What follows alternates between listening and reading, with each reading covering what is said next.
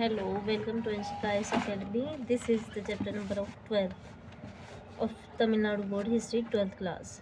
British India after 1858, Lord Lytton 1886,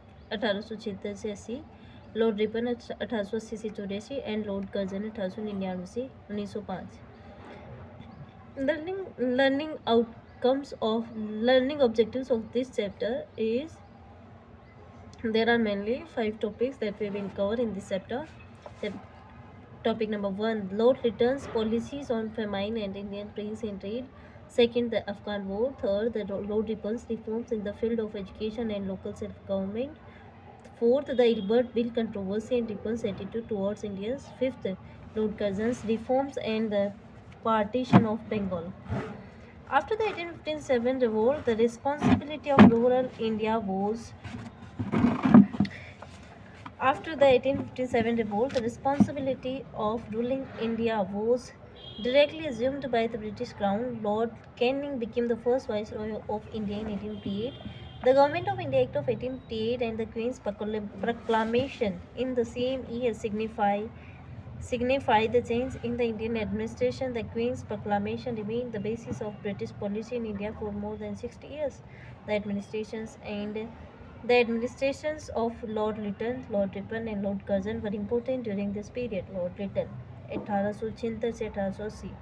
Lord Lytton was an experienced diplomat and a man of striking ability and brilliance. The British Prime Minister Disraeli appointed him as a Viceroy of India. The prevailing famine and the political disturbances in the northwest frontier caused a great worry to the British at that time. Famine policy. The famine of 1876-78 had resulted from the failure of two monsoons. It covered an area of 250,000 square miles and affected 58 million people. The worst affected areas were Madras, Mysore, Hyderabad, Bombay, Central India, and Punjab. It took a toll of 5 million lives in a single year. The outbreak of cholera and fever added to the misery of the suffering population. Lytton's government failed miserably to tackle the situation. The government's relief measures seemed to be inadequate. The first famine commission at 1878 under Sir Richard Strachey was appointed and it made many commendable recommendations. They include provision of funds for famine relief and construction works in the annual budget. The Famine Code came into existence in 1883. The Vernacular Press Act and the Arms Act 1878. In 1878, the Vernacular Press Act was passed. This act empowered a magistrate to secure an undertaking from the editor, publisher, and printer of a vernacular newspaper that nothing would be published against the English government. The equipment of the press could be seized if the offence was committed. This act crushed the freedom of the Indian press. This created adverse public opinion against the British government. In the same year, the Arms Act was passed. This act prevented the Indians to keep arms without appropriate licenses. Its a violation would be criminal offence. The Europeans and the Anglo-Indians were exempted from the operation of these legislations. Other reforms. Lord Lytton introduced a uniform salt tax throughout British India. He also abolished many import duties and supported the free trade agreement. Free trade policy. This had seriously affected the Indian economic interest. The system of decentralization of finance that had begun in the time of Lord Mayo was continued during the time of Lord Lytton. The provincial governments were empowered with some control over the expenditure of all provincial matters like land revenue, excise, stamps, laws, and justice. Lytton wanted to encourage the provinces in collecting the revenue and thereby strengthen the financial power and position of the provinces. In 1878, the statutory civil service was established exclusively for Indians, but this was abolished later. Lytton and the Second Afghan War 1878 से 1880. The Afghan policy of the British was based on the assumed threat of Russian invasion of India. The First Afghan War 1838 से 42 brought to proved to be a disastrous one for the British in India. When Lord Lytton was appointed the Viceroy of India, he was instructed by the home government to follow a forward policy. The Russian attempt to send a mission to Afghanistan was the main cause of the Second Afghan War.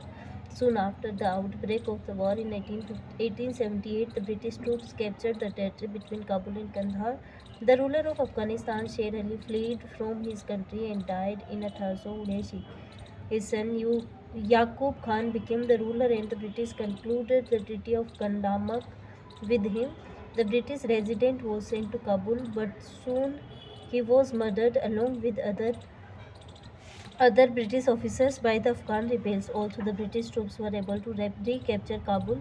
The difficulties in holding it increased due to the activities of the rebels. Suddenly in 1700, Lytton was forced to resign by the new government in England. Lytton's Afghan policy was severely criticized because he was responsible for the murder of the British officers, including the resident in Kabul. During his administration, millions died due to famine. The Vernacular Press Act undermined his credit. Lord Ripon 1880 से 84. Lord Ripon was Lord Ripon 1880 से 84. Lord Ripon was a staunch liberal Democrat with faith in self-government. He was appointed as the Viceroy of India by Gladstone, the Liberal Party Prime Minister of England. Ripon was instructed to reverse the Afghan policy of Lytton. Therefore, as soon as he came to India, peace was made with Afghanistan without affecting the British prestige. The proposal of appointing a resident in Kabul was dropped. He was also responsible for the rededition of Mysore to its Hindu ruler. Moreover, he repealed the Vernacular Press Act and earned much popularity among Indians. Then he devoted himself to task of liberalizing the Indian administration, introduction of local self-government. 1882. Ripon believed that self-government is the highest and noblest principles of politics. Therefore, Ripon helped the growth of local bodies like the municipal committees in towns and the local boards in talukas and villages. The powers of municipalities were increased. Their chairmen were to be non-officials. They were entrusted the care of local amenities, sanitation, drainage and water supply, and also primary education. District and taluk district and taluk boards were created. It was insisted that the majority of the members of these boards should be elected non-officials.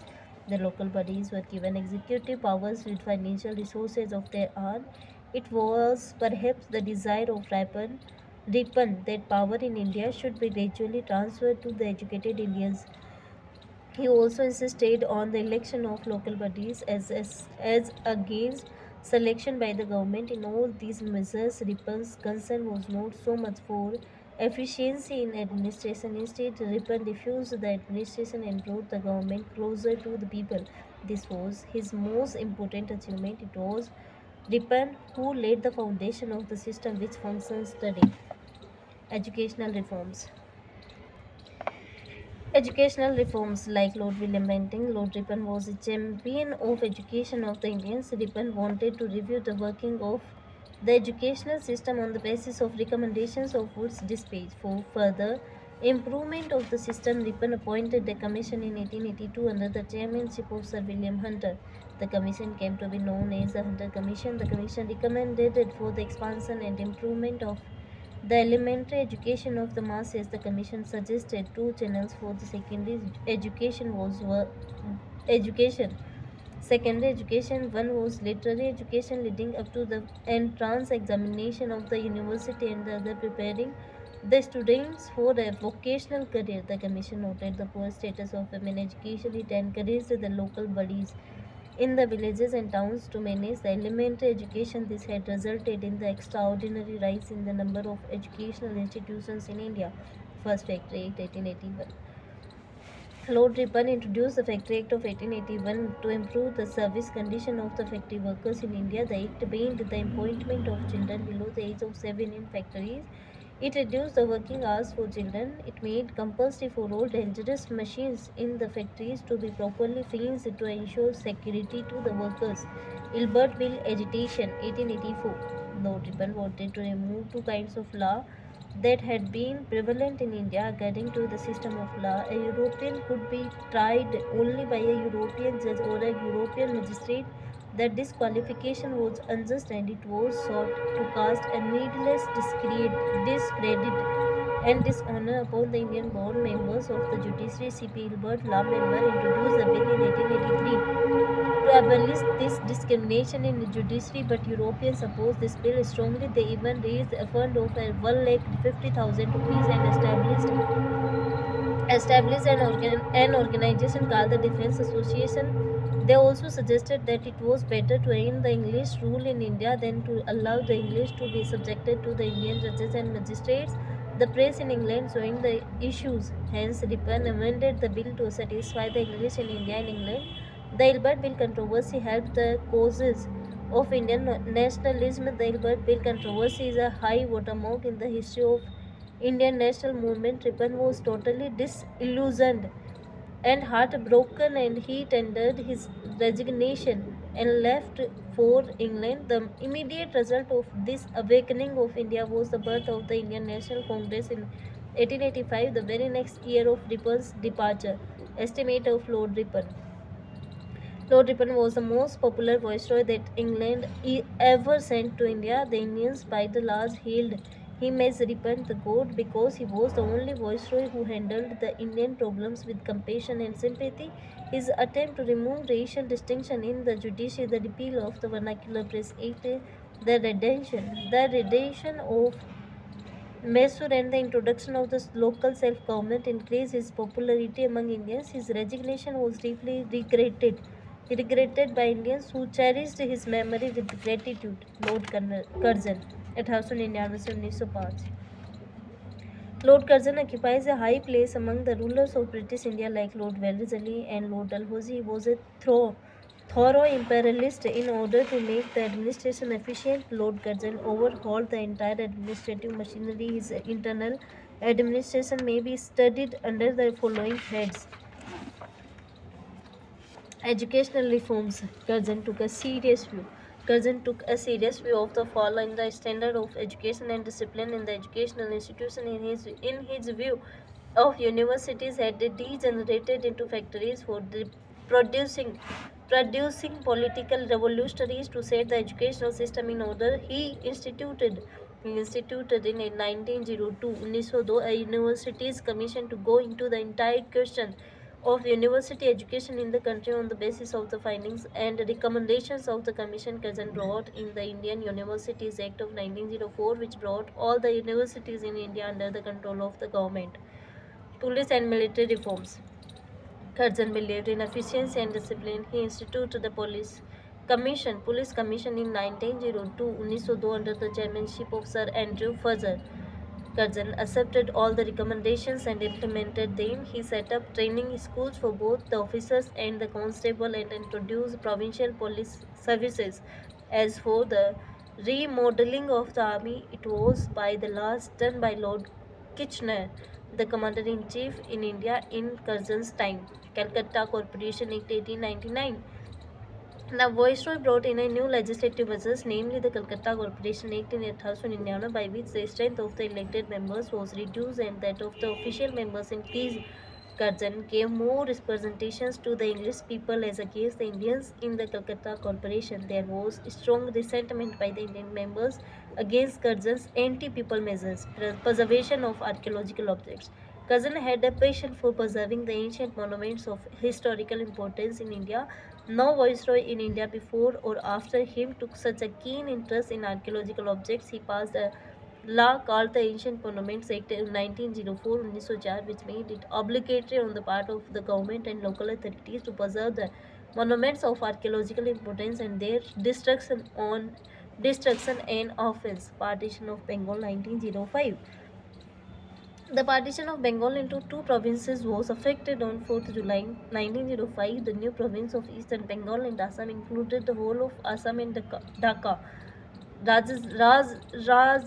Rajshahi and Chittagong divisions of Bengal with headquarters at Dhaka through Curzon justified his action on administrative lines. Partition divided the Hindus and Muslims in Bengal. This led to the anti-partition agitation all over the country. This had also intensified the national movement. Estimate of Lord Curzon. Lord Curzon assumed his office when he was 40 years old. All his reform measures were preceded by an expert commission and its recommendations. He made a serious study of the Indian problem in all their aspects. At the beginning, Curzon earned the popularity and administration of the Indian people. He lost the popularity by the act of partition of Bengal. Learning outcomes of this chapter are Litter's unpopular measures such as the vernacular praise, unpopular Litton's unpopular measures such as the vernacular precept and inadequate handling of the famine situation, his failure in Afghan policy which led to the murder of English officers, Lord Ripon's liberal reforms in the sphere of education, local self-government and labor welfare, his efforts to end the racial discrimination in the judiciary and that the Ilbert Bill issue was also responsible for the rise of national movement, Lord Curzon's reforms and also his anti-Indian measures of the partition of Bengal and its impact. Thanks for watching. Now we will cover, and this is chapter number 12. Thanks for watching again.